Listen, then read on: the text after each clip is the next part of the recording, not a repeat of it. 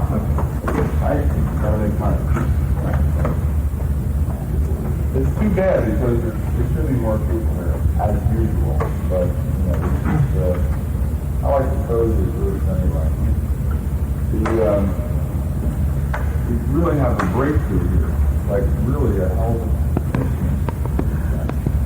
The normal instruments they use for thermography are about $60,000 to $70,000. We've got this thing down to a, you know, very, very low cost, less than half of that. And you can, what I want to explain to you is that the things you can do with this will really, really outdistance all kinds of thermography equipment. Just like most of the medical type equipment, there's a lot of, well, the doctors kind of get gaga, you know, they make this fantastic thing that you just look at, like, there's a word called agog, you know, and they just get agog. And they're sitting there, you know, goggle-eyed, you know, wow, yeah. They did that with the EEG, they did that with the EKG, they did that with the CAT scanning, they do it with thermography, and they just look at their wonderment, you know, with all those sparkling electrons are flying all over the room, you know, and they don't really see other applications for it, because they don't believe that there can be any other applications for it, because they like to just stay in the visible light spectrum. They like to just, they have to see everything to believe it. There's no such thing as any other light spectrum to them. However, all the while, and where the big boom is today is in the invisible light spectrum, which is the electromagnetic bands that surround the color spectrum. So you have up here electric waves, and then you've got your radio waves and microwave.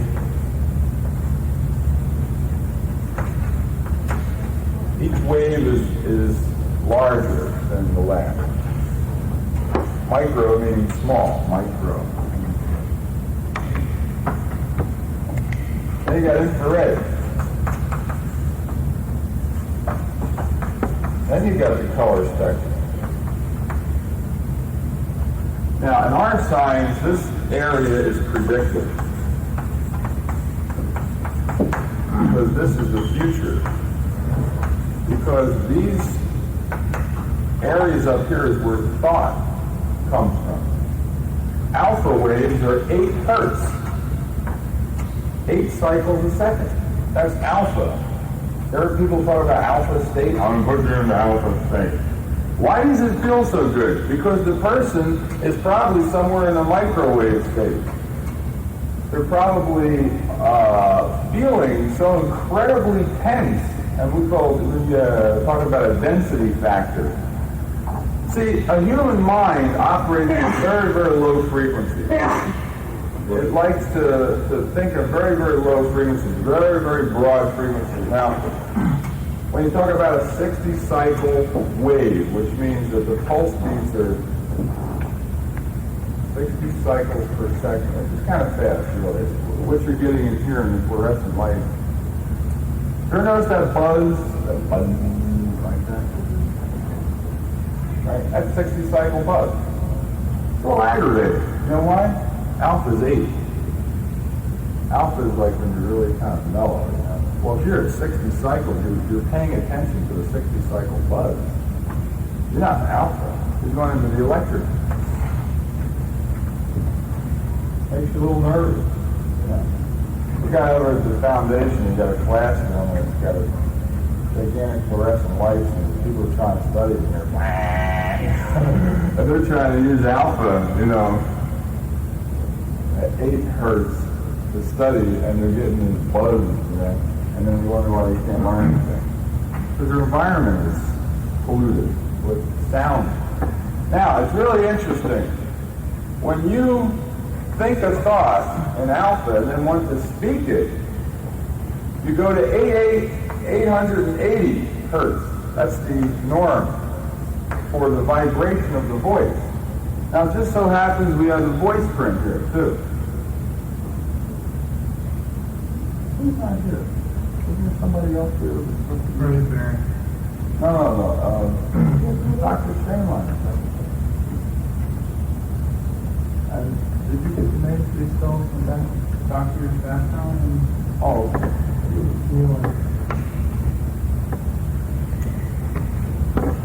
Okay, follow me now. You're going to look a little bit at the creation. We've set up our programs so that they mirror every one of these levels. So you know which level you're on, okay? 80 hertz is where the voice operates in. Now, if we're doing Voiceprint and you get 3,000 hertz, that means that you're getting bands of energy that are antagonistic to the individual. So that's how we can do allergy, real easy. We sit the person down and we say, okay, I want you to read this list of foods off into the computer. And the guy says corn, carrots, broccoli, celery. We look down the list, corn, carrots, broccoli, celery, all we're at 880, 700. All of a sudden it gets to celery. And goes, bam, 3,000. Why is that? Because there's some other kind of high-frequency interference there that's causing it to be higher, much higher.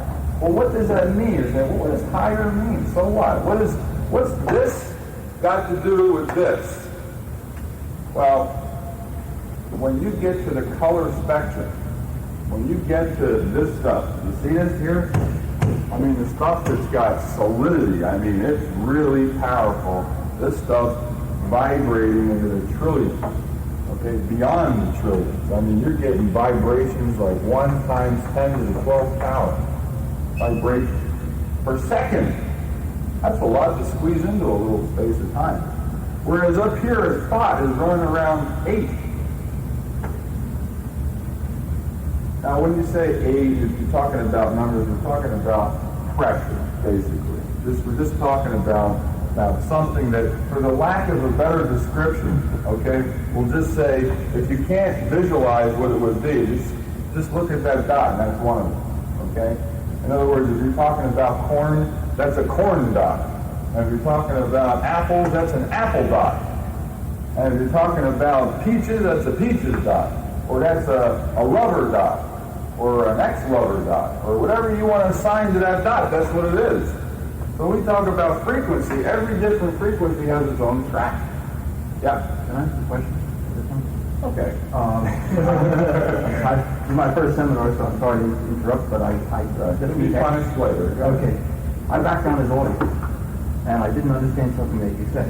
Yeah. And you said that you went through the various foods, and they were 880 hertz. And then celery, as an example, was an allergen, so that it registered 3,000 hertz. Yeah. I don't understand what you meant by register. You mean that? Well, when you have Voiceprint, when you have a material that you, in your mind, have mocked up in your mind on 8 hertz, okay?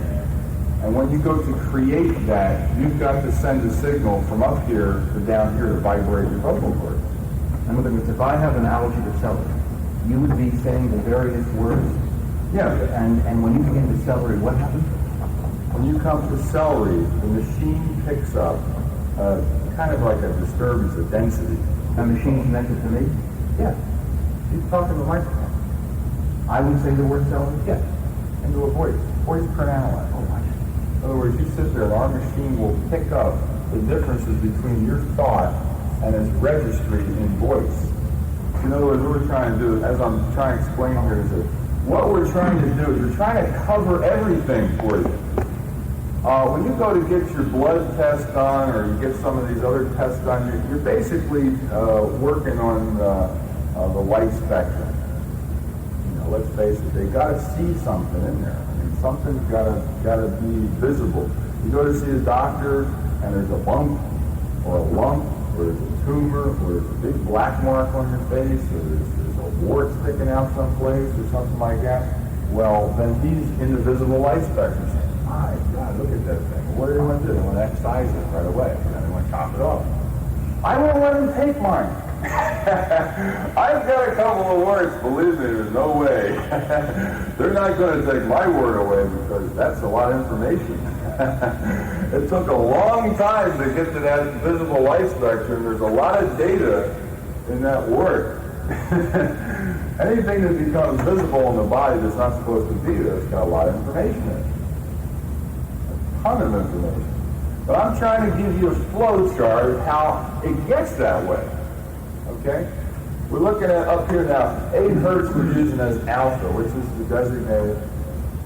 Anybody not know what hertz means? Am I going over your head here? Okay.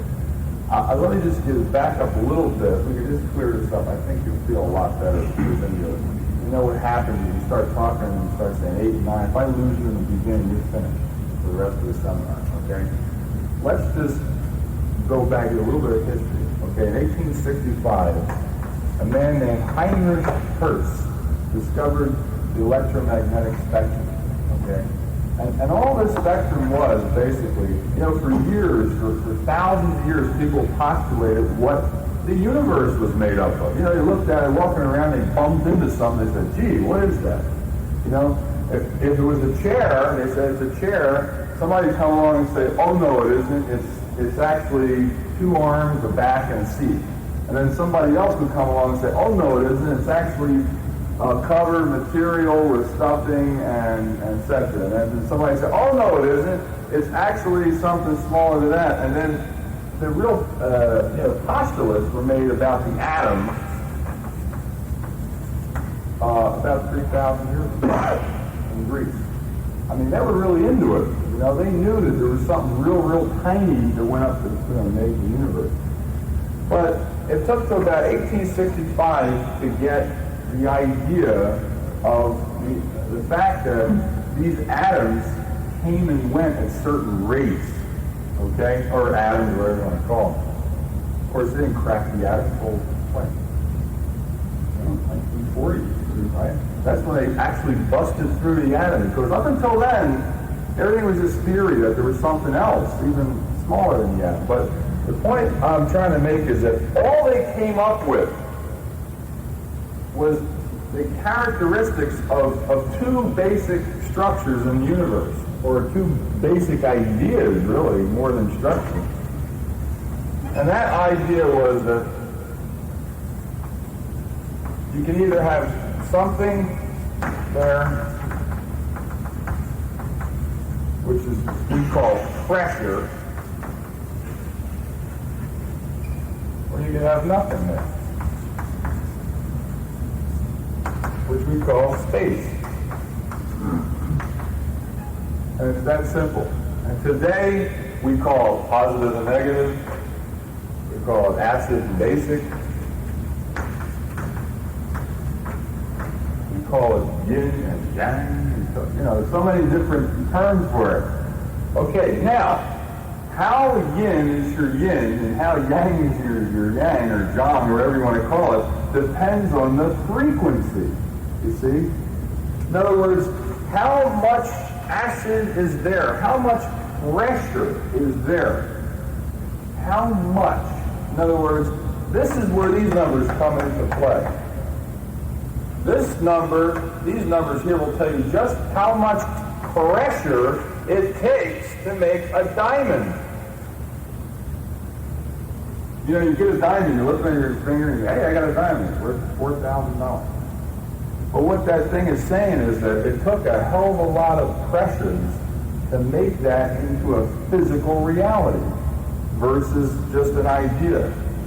You see? That's the big thing you got to understand. When we talk about 8 hertz as alpha, we're talking about very low pressure. The person's very etheric, It doesn't, what it's saying is it doesn't take a lot of pressure to make thought. It's real easy pressure, hey? In fact, it should be effortless. At that rate, it should be absolutely effortless to think of anything.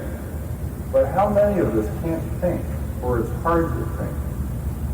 I have trouble thinking. I ask you now, what did you have 3 weeks ago for lunch? Just today, 3 weeks ago. Well, some of us can remember, but maybe not too well. But it hurts. You know why? I don't want to use the word hurts for fun.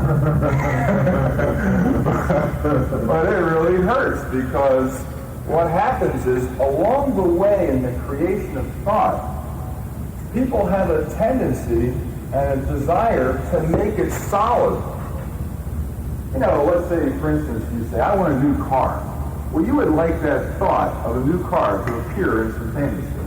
All of a sudden, the car, that's what we always laugh about when we go to the movies, right?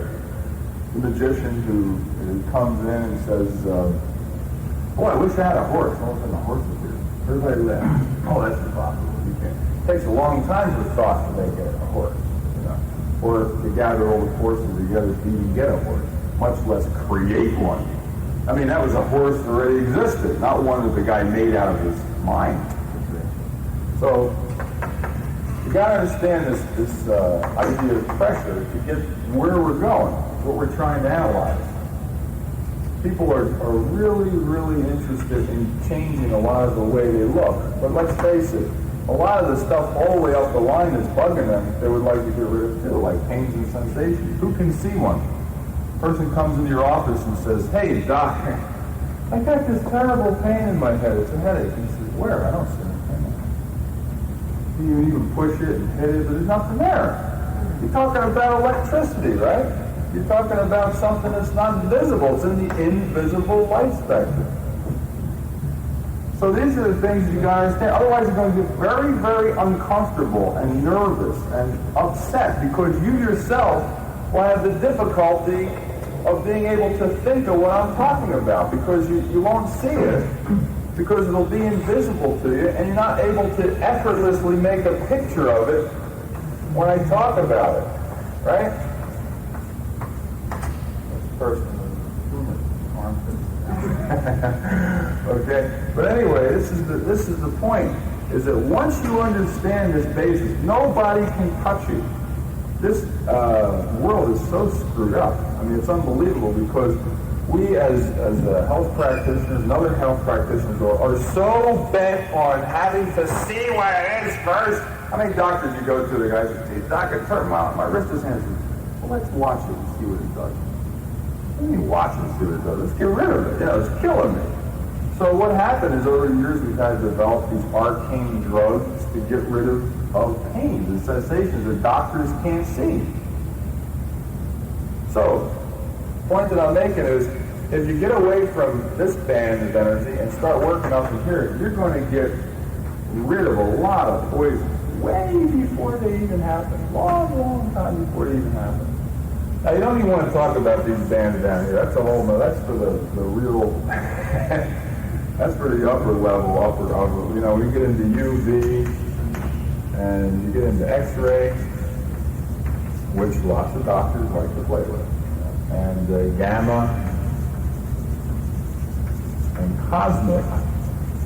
You have basically gone into areas that are also invisible for another reason, because they have reached higher planes of intensity that human beings can't even comprehend, actually. Once they have the ability to, though, and work with them and spot them. Imagine if you had the ability of using ultraviolet vision. I mean, you'd be able to see all of the pressures and intensities below the color spectrum.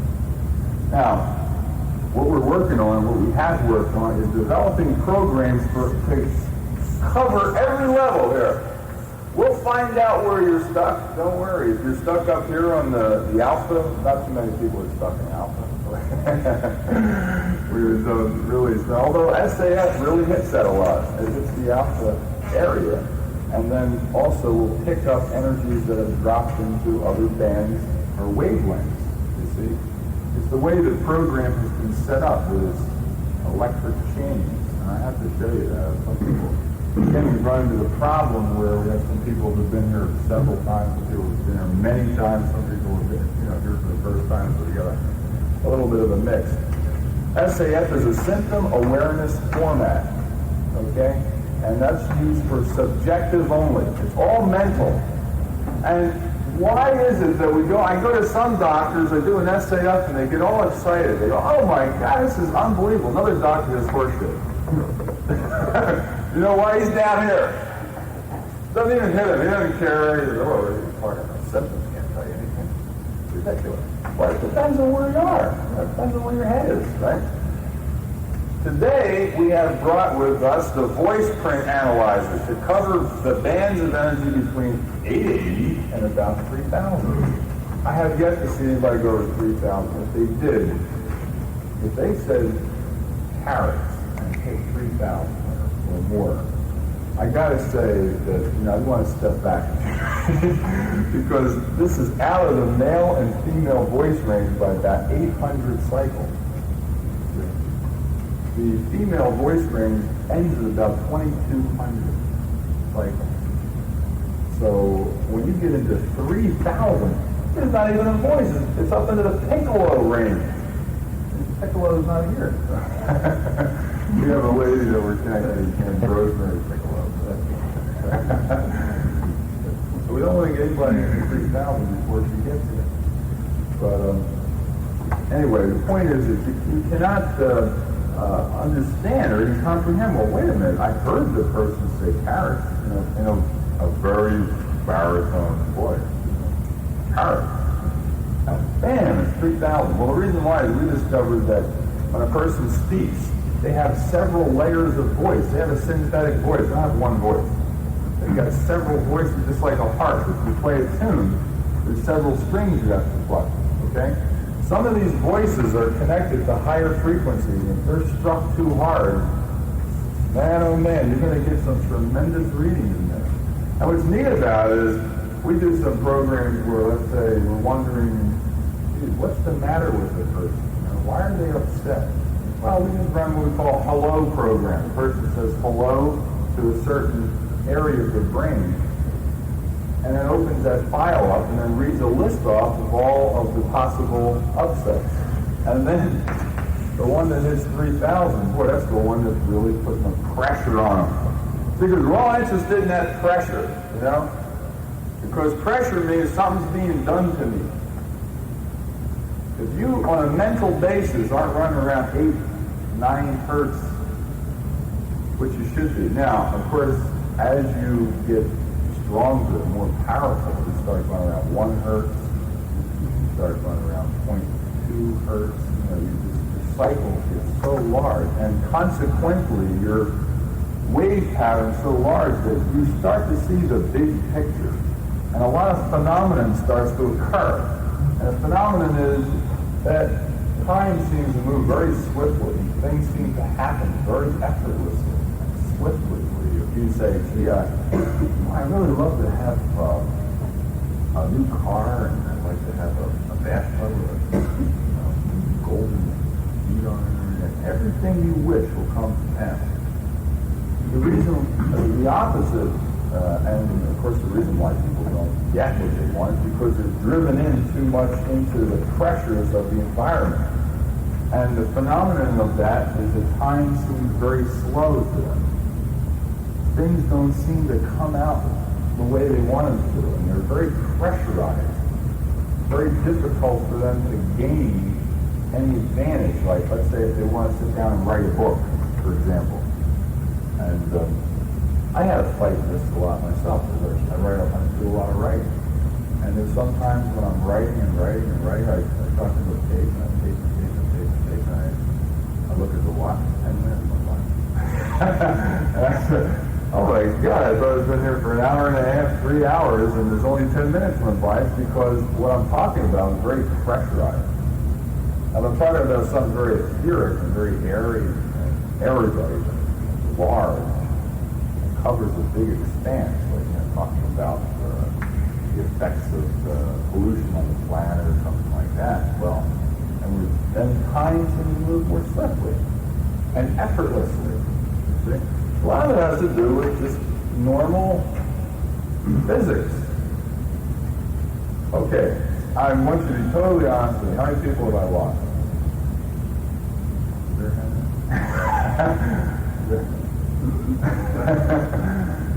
If you have any questions, about this? I'll put it to you in the simplest way I can, okay, about frequency. This is the simplest I can. You walk into a room, you sit down, and I throw a baseball at you, and you catch it. And you throw it back to them, and throw another baseball, and you catch it. That would be a about 8 hertz. Okay. Now, at about 800 hertz, I throw 2 baseballs at and you catch them a little bit, and you throw them back to me. Okay. Now, as we go down a scale, at about 3,000, I throw 12 baseballs back. So that tells me that you're allergic to something. Now, if you get into the visible light spectrum and you are pretty crazy, because the environment's pretty crazy, we as human beings come in the environment to organize it. Did you ever watch something that like hasn't been controlled for a while, but it looks like it's all just a complete mess, an energy mess? Because papers all over the place, trash, confusion. The environment likes to confuse things. Why is that? Oh, and let me tell you, if, let's say, you happen to be in the color spectrum down here, it'd be like as if I threw 9 million baseballs at you at once. So you see, you can't really confront that as it is. You have to look at it, in its finer detail. In other words, the environment itself, for you to actually look at it and understand it all at once would be very confusing. The reason why it is because if you look at the sun, we are a product of the sun. The sun's energy, the electromagnetic field of the sun. Years ago, in the old Christian literature, Catholic literature that became through the Roman Catholic period, they used to believe the sun was the most perfect orb in the universe, totally perfect, without flaw. And it's like Galileo, they strung him up and beat him with sticks and everything. He's got this telescope, and they looked at the sun and said, wait a second, boy, that's really a mess. And it is, it's just a crackling, sputtering, twisting, chaotic piece of energy. And let me put it to you this way, as much as you could confront that sun and go sit in it for a while. You ever see that? The unknown comic, he does that little joke about his impression of the first man to land on the sun. Okay, that was the one that we laughed at because we realized that it's too chaotic, impossible to understand. Way too chaotic, way too powerful. And that's why when we look straight at the sun, it hurts. Your eyes start hurting because you can't really, even at 93 million miles away, you start saying, wait a minute. Because there's a lot of energy coming at you at once. So what we do all day, believe it or not, is you notice how we track all the time? We're always tracking. Did you ever try to focus on one thing for a long time? And really look in the atoms of it? Woo! I mean, things start changing, flying out, get you confused. The point I'm trying to make, very simply, is that we like to stay up here, nice and calm, and to do this, we've got to track around and look around a lot, okay? Now, every program that we develop tries to find a different area, okay? The one we have here today, I said we have the Voiceprint, and we have the infrared. Infrared is unbelievable. I'll tell you why, because it's in a very, very predictive band of energy. The lady came up to me and says, I have a headache. I saw it on the screen. I got her headache, her electric headache, and transformed it into the visible light spectrum. I've been grappling with this for years because doctors can't see up here. And neither can lay people. They can't see this too well. You got to get something, and you got to magnify it in trillions of hertz, so that there it is. Because 8 hertz is too thin. They just can't grasp onto it. It's too light, too airy. And we're talking about how do you transmit an idea from one person to the other. We're talking about, well, Jesus, it's hard to. If you got 3,000 hertz, that means you're upset and all that stuff, but if you say, well, I'm trying to get a message across to somebody, and you say something to somebody, and it doesn't register. You know why? Because it's so piled under that you can't get through the junk in their head to give them the message. So what they do, what they do on television, They put the commercials on 50,000 times and just keep pounding it into your face until you get it. Coke is the one. Yeah. It's Coke, right? I want a Coke. We get this message here, and now I got it backed up with an electron gun. Now you're going to get the message. Yeah, I'm speaking right now, you're not getting the message. You're trying very desperately to use your ears in and around this band and understand what the heck I'm saying, but it's very hard because there's so much debris around here. So I go out and I buy a ray gun with a picture on it and slam it into your face and say, hey, that's neat. You see? However, with the person who is very, very, very cleared out and cleaned up, these kind of things are almost too much. They like the real etheric. The mind's so clear that they can understand all kinds of concepts. If you paint a picture for them in their mind, it appears in three-dimensional, beautiful, full-color cinerama. It's interesting. You get a couple of different kinds of people. You go to a movie or something, hey, how'd you like the movie? I like the book better. You like the book better than the movie? Yeah, the movie sucks. Why? Well, it's so flat and stupid. When I read the book, wow, all kinds of pictures were exploding in my mind. The other person says, I hate to read. I can't read. When I read, there's nothing but black mud up there. That's why I like to go to the movies and get somebody to get a ray gun and slam it into my face. And then this way I'll understand what the heck they're talking about, because one picture's worth a million words to me. And the other person's saying, oh yeah? One word worth a million pictures. I think the other guy's got it better, really. Because all he's got to do is just take a couple of different words or a couple of ideas and paint tremendous pictures over and over again. I think he's got it way ahead of the person that's got to go in and get artificial stimulation.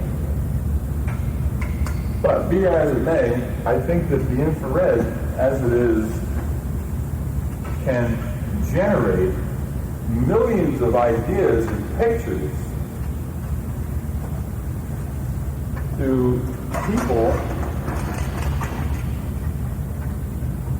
as far as like what energy can do. Now, wow, help me push this over into the center of it. Wow, somebody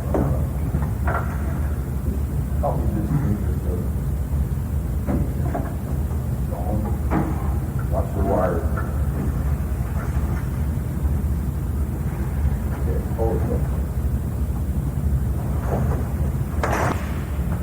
Well, I'd say, I want to wait for something like this. I'm real dry, I'm parched from saying the same thing over and over again. Two things I got. I'm going to write 10,000 books, and I'm going to make 50 million of these pictures, and I'm going to go down to the shore and play basketball while everybody's reading and looking at the pictures. I don't have to answer the same question again. But it's like anything else. You've got to have the right combination of energy to make it work. There's no doubt about it. I remember I went to play basketball last night, and I walked up to the court, and there's three guys there. There's two bigger guys and a little guy. And they said, hey, let's have a little game, 2-on-2. I said, okay. So they gave me the little guy, the squeaky guy. Well, we played the game, and I'll tell you, it looked like I had everything going for me. I had two people against two people. The odds should have been in my favor. We played for about 15 minutes, and I lost by 1 point. They were all happy and elated, So I said, well, I'll tell you what. I want to get rid of the little guy. I'll play you two by myself. I beat him 15-0. So, I mean, it's just a matter. It doesn't mean that having a whole lot of things really helps you. Sometimes just having one good thing will really do the trick for you. So, one thing I want to tell you before we get rolling on this is that we programmed the computer to not only pick up the heat from the body and draw a picture of it, but also to write change automatically. Now, people who don't know what change are going to be a little bit lost, okay? And even people who know what change are a little lost. But when we get the whole setup exactly the way we want it, we're able to get a perfect imprint from the person's mind or their body or something. In other words, for instance, we could take urine and make a chain from it. And a chain is a sequence of numbers that refers to organ degradation, emotional degradation, or organ rejuvenation and regeneration, or emotional regeneration. Now, people may not have even heard these terms before. Like, what the heck is emotional regeneration? Emotions are what we call, just very briefly, so you understand this. This is a coined term that we use. Now, I looked in a dictionary, and they said that that's not what it means. But I say that's what it means. I don't care what the hell I'm talking about. That's electric motion. An emotion is an electric motion. You have glands. These glands are terminal. They're like conductors. And they throw energy back and forth between each other, and they make electric motion. And the terminals are like the thymus, and the bones, and the heart, and the spleen.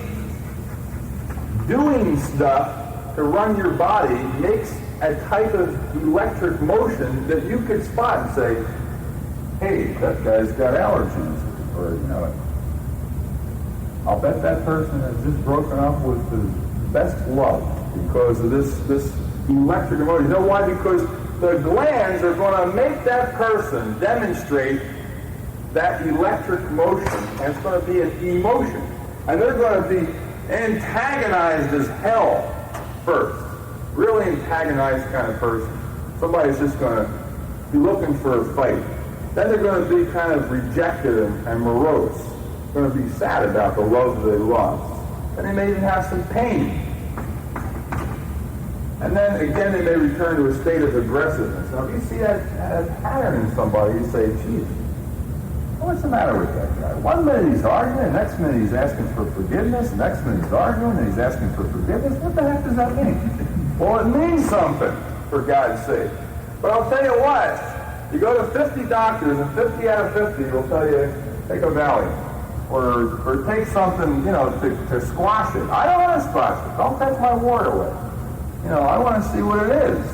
And that's what it is. And those emotions are relative to what we call a number change. Now, if we get changed from a certain test that we use, like the urine, that's taken some chemical residues, some metabolites and things like that, and run them through the process and get that change. We want to look at that. Then we could do eye reading. We could do blood reading. We could do all kinds of different ways of getting these changed. But we always have to remember where the heck it came from. It doesn't make a whole lot of difference or a whole lot of sense to write a chain unless we know where it comes from. In other words, we take a chain from the urine, it's going to be different than if we take one from the SAF. You do not, run them the same way.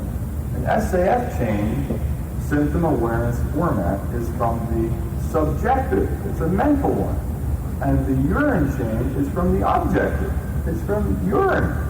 It can't be considered the same thing. They aren't the same thing. And yet you'll find the same exact kind of quirks or emotional upsets related to organ values in both. And I'll do this in front of doctors, and they don't see it. They don't see it. I don't see what's the what. So I got a 1, 2, 3 in one, and a 1, 2, 3 in the other. What does that mean? Well, these doctors, you put your symptoms down, it came out 1, 2, 3, and we took some urine from you that came out 1, 2, 3. I mean, the odds against that are 1 in 1 times 10 to the 24th power. How could it come out like that? The only way it could come out like that is if you've got some stuck or frozen energy on those bands. They're broadcasting an emergency signal is saying, help me because I'm dramatizing or reenacting some trauma I've had in the past, and I can't seem to get anybody to listen to me as much as I put out these electric motions and emotions. People don't seem to understand what's the matter with me. I walk around, I'm miserable and I'm sad and I'm complaining all the time, and people, what do? They ignore me. Or they say, oh, just ignore him. He's just always that way. But that's a signal, there's no doubt about it.